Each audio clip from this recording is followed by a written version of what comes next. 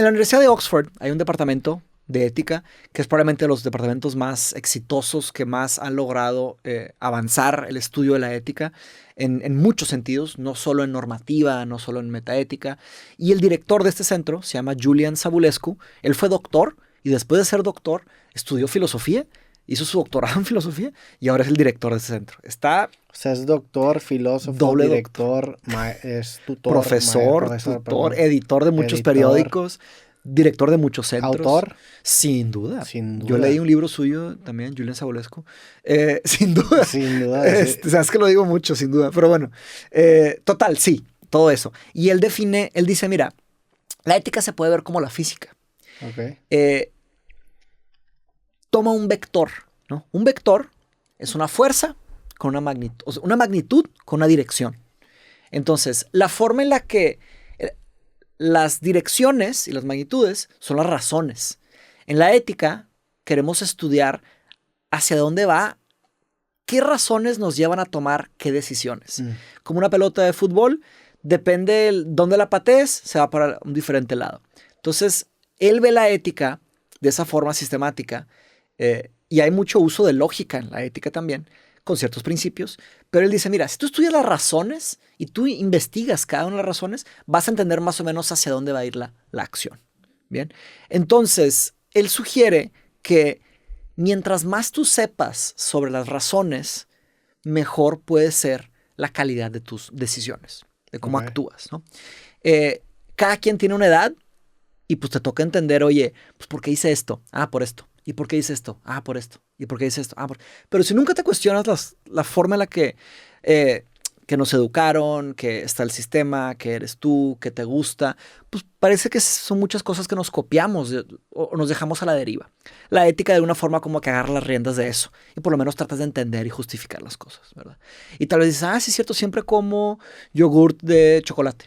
¿Por qué? Ah, porque cuando estaba chico vi uno, pero nunca he probado el yogur de vainilla y los pruebas y dices, ah, no, pues la verdad, y construyes algo y dices, no, pues me hace que voy a hacer esto. Y eso es lo que la ética te ayuda a analizar y a sistematizar y a entender, ¿verdad? Pero está mucho más complicado que eso, porque pueden ser falaces de la narrativa. Sí. Hume pensaba eso. Se me hace que te va a interesar la filosofía de Hume, que él pensaba que la forma en la que actuamos simplemente es una justificación lógica a lo que ya queríamos hacer. Pero no es tan fácil. Kant contraargumenta esto. Kant dice, sí, pero somos el tipo de criatura lógica.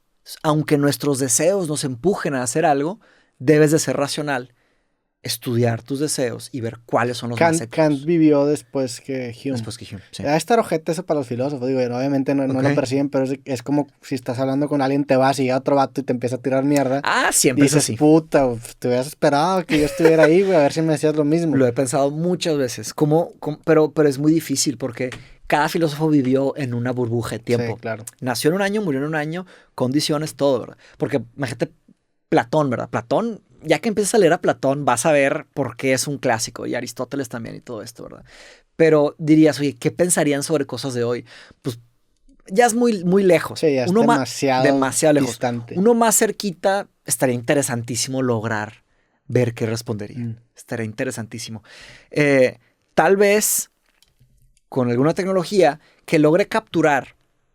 Ahora, ahí te va un experimento mental. Una tecnología que logre capturar la esencia de un humano, lo que es ese humano, desde que nace hasta que muere. Digamos que ese es un filósofo profesional, triple postdoctorado.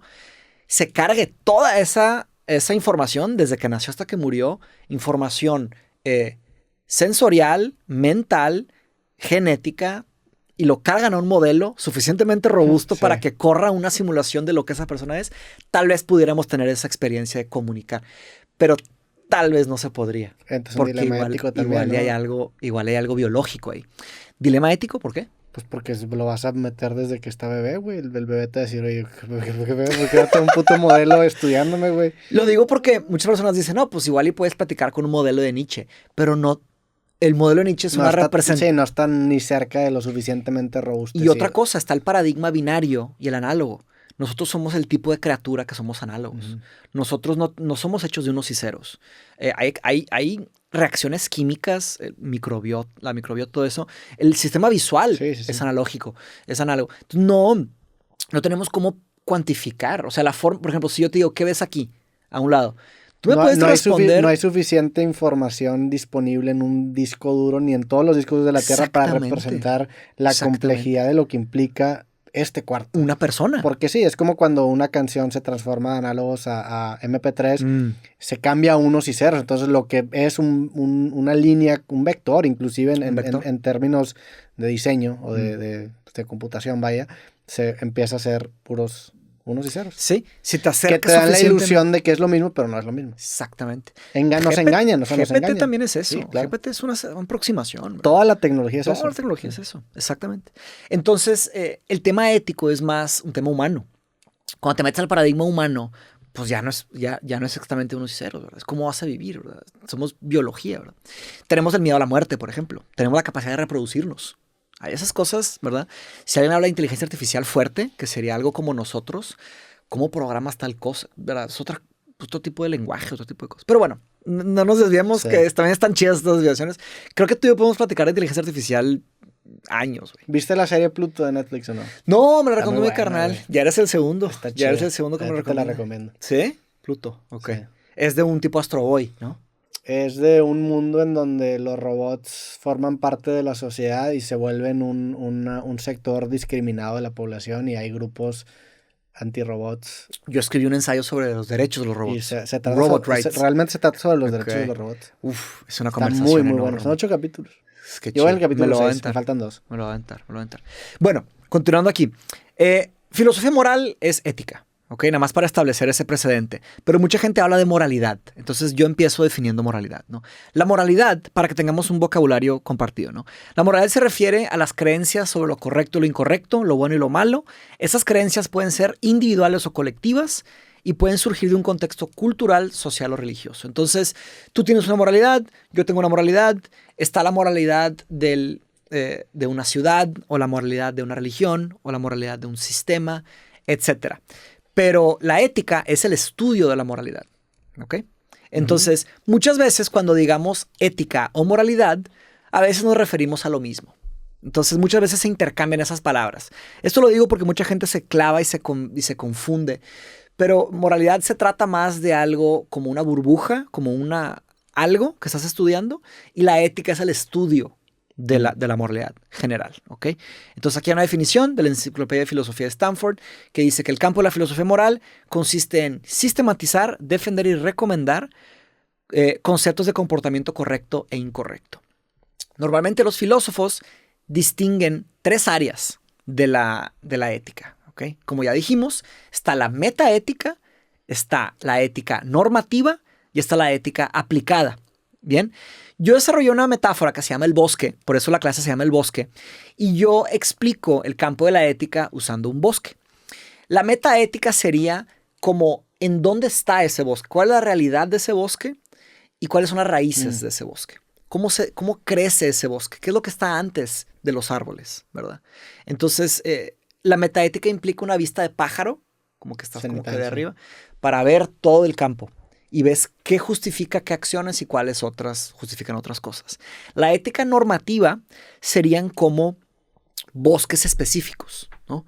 Como un tipo de bosque es una serie de normas y reglas y principios que te ayudan a regular la conducta, a proponer. La ética normativa te prescribe. Haz de cuenta como cuando vas al doctor, pues me siento mal, te prescribe una medicina. Te sugiere. La ética normativa son sugerencias para definir criterios de cómo definir qué está bien y qué está mal. ¿Bien? Y la ética aplicada, yo lo veo como un árbol. Es un ejemplo. Entonces es, por ejemplo, en la ética de la medicina, cómo lidiar con la eutanasia. Okay. Ahí sería ética aplicada. O en la ética de la inteligencia artificial, cómo hacer un modelo transformer, o sea, generativo. La ética aplicada es la aplicación de la ética normativa. Exacto. Sí, ¿no? O sea, basada en la metaética. Sí, basada en la metaética. Están conectados. Yeah. ¿Okay? Estos tres subcampos se comunican. Tú puedes publicar, si tú vas a hacer una publicación importante en metaética, sacudes el mundo de una normativa, sacudes el mundo de la ética aplicada. Están interconectados. Y es un campo, mucha gente dice, pues ya nadie estudió ética desde los clásicos. No. Nunca han habido más personas estudiando ética como hoy. hay departamentos y departamentos, porque de la ética se produce mucho de la política. Y eso es una conexión que hizo Aristóteles, ¿no? La ética sería a nivel pues, personal o social, la política sería a nivel ciudad, y ya con leyes y con castigos, ¿verdad? Entonces hay una conexión ahí importante. Entonces, no ser ético es una cosa, pero romper una ley es algo más grave, ¿verdad? Entonces, hay muchos matices y muchas preguntas que ver por ahí. Hay un cuarto subcampo, que es un bebé. Acuérdate que los bebés en la filosofía tienen pues 300 años, 400 años, que es la ética descriptiva. ¿Okay? La ética descriptiva, en vez de prescribir, de darte una respuesta, solamente describe. Solo lo ve con una lupa y explica. ¿Okay? Entonces, o sea, ese está a nivel de la ética normativa. O sea, ¿es competencia la normativa? Pues es raro ponerla en algún lugar. Porque ahí ya la relación con la ética... Te ayudaría a producir aplicaciones, sí. Te ayuda a producir aplicaciones, así como la normativa. Pero en vez de decirte qué hacer, estudia cómo se hacen las cosas. Por ejemplo, un estudio de ética descriptiva. Bueno, la pregunta es, ¿qué cree la gente que es lo correcto? ¿Qué creen que es lo correcto? Un ejemplo importante es, por ejemplo, en la eutanasia. Un estudio de ética descriptiva es... Oye, diferentes culturas alrededor del mundo, ¿cómo se comportan ante el problema de la eutanasia? Ok. ¿Sabes? La eutanasia, para los que no sepan, es la decisión que se toma de quitarle la vida a alguien o de privar la vida a alguien por un tema de que deje de sufrir, ¿verdad? O sea, entonces es más que nada, es algo más meta que la metaética, No es más meta, simplemente describe. O sea, la metaética describe el contexto en el que existe la ética, ¿no? O sea, la metaética trata de definir las bases subyacentes de la ética. Okay. Y las bases psicológicas de la ética. Y las bases metafísicas de la ética. Y las bases de género de la ética. ¿Y esa ética es una ética o hay muchas éticas? La ética. Es la ética. La ética. Okay. Mientras que la ética descriptiva, puedes, por ejemplo, hacer en una tribu. Haces un estudio de ética descriptiva en una tribu. Oye, ¿cómo son las tradiciones éticas y creencias éticas de una tribu? Entonces no te metes nada más con una lupa vas e investigas, ¿no? Okay. Está conectada de alguna forma con la antropología, con la historia, etcétera, ¿ok? Con los estudios de cultura. Entonces ahí tienes los 4, metaética, ética normativa, ética aplicada y ética descriptiva. Ahí te di el ejemplo. Ahora vamos uno por uno de los grandes, ¿ok? Primero, la metaética. La pregunta que responde de alguna forma a la metaética es, ¿de dónde vienen nuestros principios éticos y qué significan? Entonces responde a preguntas como, oye, ¿la ética es una invención social o la hizo un dios? ¿Sabes? ¿Está en la realidad o está expresando una emoción? Por ejemplo, cuando yo te digo, no deberías de empujar abuelitas, ¿ok? Estoy diciendo un tipo de verdad. Puedes evaluar el valor de la verdad como si yo te digo 2 más 2 es 4. O estoy expresando una emoción. Tipo, se siente culero siempre. Ajá, tipo, ¡bú! A los que empujan abuelitas. Y de que bien. O sea, ¿estoy expresando una emoción o estoy diciendo una realidad del universo? Si eres del primer grupo, piensas que hay algún tipo de subjetivismo ético. Si eres del segundo grupo, piensas que hay un tipo de objetivismo ético. Objetivismo es que hay una respuesta objetiva ante la ética. O sea, dentro de la ética aplicada pudiera haber 2 justificaciones de por qué se está aplicando así. Hay muchas. Sí, pero en este caso 2, la subjetiva 2 grandes. Relacionándose con las emociones y la otra ya relacionándose con la ética de arriba, que era la ética normativa, que después llega a la metaética. La normativa, ahorita vamos a ver la normativa. Normalmente cuando se hace un estudio de ética aplicada, se utiliza algún tipo de ética normativa. Y las éticas normativas están basadas en algunos tipos de metaética. Entonces, escoges una normativa que es como un set de reglas y principios, y ese set de reglas y principios fueron escritos basados en otras metaéticas. ¿Okay? Entonces está bien complicado. Imagínate en un hospital. Tienen como consejos éticos que hacen principios éticos y toman decisiones. Bueno, en un buen hospital, ¿verdad? Porque a veces ni siquiera hay fondos, a veces hacen todo hacia las carreras. El ejemplo de los hospitales es muy bueno para la ética porque en el contexto médico a veces hay que tomar decisiones rápidas y quieres tomar la mejor decisión. Claro. Que salve la mayor cantidad de vidas, que produzca, pues, que hagas lo correcto, que no, ¿verdad? Que no hagas algo injusto, ¿verdad? Que no seas gandalla. El tema del el COVID. Un gran eticista, amigo mío, un doctor, el doctor Josenir de Toni de Amazonas, de hecho, es brasileño, me dijo, Mateus, si más personas del mundo supieran sobre la bioética es la ética aplicada a la medicina, desde que se hace la medicina hasta la cama del paciente. Si más humanos supieran sobre bioética, todo el coronavirus hubiéramos navegado más fácilmente el coronavirus. Entonces yo dije... Nunca he pensado que los hospitales es como el lugar perfecto para aplicar estas cosas porque en sí en un hospital se junta la rentabilidad de un negocio con la vida humana. O sea, todas estas dilemas que generalmente te plantan a la hora de hablar de ética, de qué preferirías salvar, a un humano en una vida de un tren. El hospital es la manifestación de eso. O sea, ¿qué prefieres, rentabilidad o la vida de una persona? Es el dilema del tranvía. Sí, el dilema del tranvía. Entre deontología y consecuencialismo. Son dos normativas. Sí. Ahí chocan dos normativas. Son dos éticas muy bien. normativas. Ahorita las vamos a ver. Sí. Lo escribió Philippa Foot, si no me equivoco, una gran filósofa que ella escribió el dilema del tranvía. Tengo una foto suya ahí en mi oficina.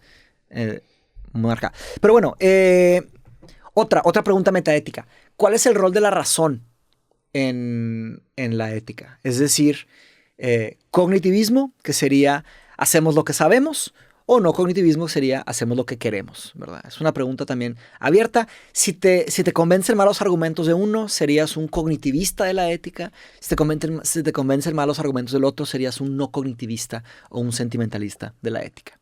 Entonces, la metaética estudia cuestiones de la metafísica de la ética también. Por ejemplo, si existe un Dios en el universo en el que estamos, existe un tipo de ética, ¿verdad? Si no existe un Dios en el universo en el que estamos, se produce otra.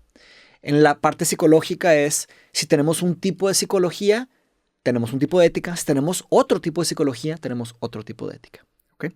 Entonces, eso es la metaética. Número 2. Y la parte más larga de esta clase se trata de esto. ¿Cuáles son las teorías éticas?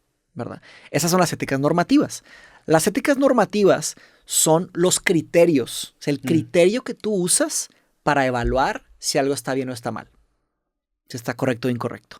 Entonces incluye la formación de reglas. Y acuérdate que va a haber tarea, ¿eh? Entonces para que... Y le recuerdo a todos que va a haber tarea, entonces para que estén al tiro. Sí. Claro que para los de YouTube está más fácil porque se pueden regresar. Pero bueno. Se pueden copiar, pero es un dilema ético, ¿eh? ¿Se copiarán o no? Ahí está el comentario arriba, lo vas a y leer. Y está ChatGPT, ¿verdad? ChatGPT. Pero pues si quieren aprender, háganlo ustedes, ¿no? Mejor hagan el proceso cognitivo y respondan la tarea. Es lo que les recomiendo. Si quieren, no tienen que hacerlo si no quieren. Si prefieren no hacerlo, no tienen que hacerlo. Prefieren no hacerlo. Si quieren nada más leer y votar, también pueden hacer eso. O como diría el filósofo Facundo, que lo hagan ellos. Que lo hagan ellos, sí. ¿Ya hablaste con Facundo o no? Sí, Facundo. ¿Está chido? Facundo, sí. Qué chido. Grabé hace rato con él. Estaría bueno una parte 2. Ah, qué chido. Sí. Gran tipo. ¿Es chido? Sí, esa estaba mal. Se ve que esa estaba mal. Esa estaba mal. Bueno. Entonces, ¿cuáles son las teorías éticas? ¿Cómo deberían de ser las acciones? ¿Cómo deberían de ser las instituciones? ¿Cómo deberían de ser los modos de vida? Mucho de la normativa, cada quien tiene un tipo de normativa, o muchos. Yo enseño de todo. Hay quienes se clavan con una y de alguna forma rigen mucho de su vida con esa normativa. Yo recomiendo que le sepan a todas. Yo enseño de todas. Hay 3 que son enormes y hay otra cuarta que es nueva y hay una quinta que es un bebé. Y hay otras chiquititas por ahí. La más antigua, la primera de todas. Son fetos. Exactamente, sí. Que están en gestación. En los 80s, que llevan 40 años. Ah, nada. Nada. Sí. En la filosofía eso no es nada. Faltan 500 años para poder, ¿verdad? Considerarlos. O sea, se pueden... Iba a decir un chiste malo, mejor no lo diré. Ya sé a lo que te refieres. Desechar, muchas veces pasa eso. La mayoría de las ideas filosóficas no sobreviven ni 10 años. ¿Por qué? Porque llega otro filósofo y las derrota con un argumento definitivo. Martillazo. Exactamente. Pero hay unos filósofos que son tan buenos que su trabajo crece y argumentan bien y bien. De repente dura 500 años, de repente dura 600 años. Sin que se los puedan tumbar. Y nadie los puede tumbar. O a veces los critican, pero a pesar de las críticas, hay algo ahí.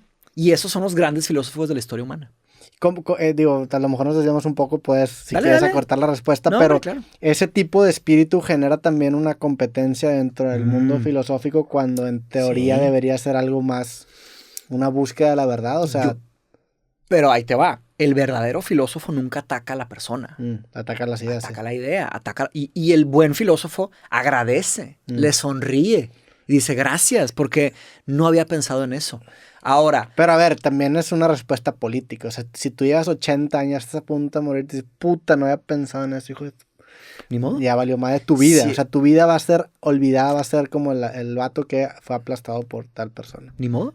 Pero es devastador, ¿no? Es devastador. Porque a nivel de dices, ego. pero dices, puta, si se me hubiera ocurrido eso hace 30, 40 años, mi trabajo hubiera estado en otra dimensión. En otro nivel.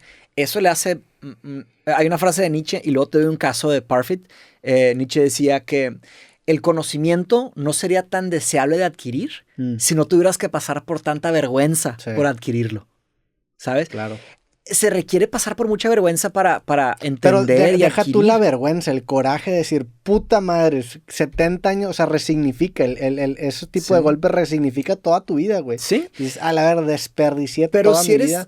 realmente profesional, O quizá va a ser muy difícil que lo hagan. O lo van a hacer después de que te mueras 50 años después. Y si entiendes el verdadero espíritu de la filosofía, le aplaudes al que logró derribarte. Y hay otro tipo de estructuras que a lo mejor tu trabajo acaba desmantelando y quizá a lo mejor, digo, conclusión es una palabra muy fuerte para decir a un trabajo filosófico, ¿verdad? Pero tu obra, vaya, a lo mejor fue descartada, pero hay ciertas cosas argumentos que eventualmente pueden funcionan. ser citados y acaban alimentando definitivamente al diálogo que acaba siendo la filosofía.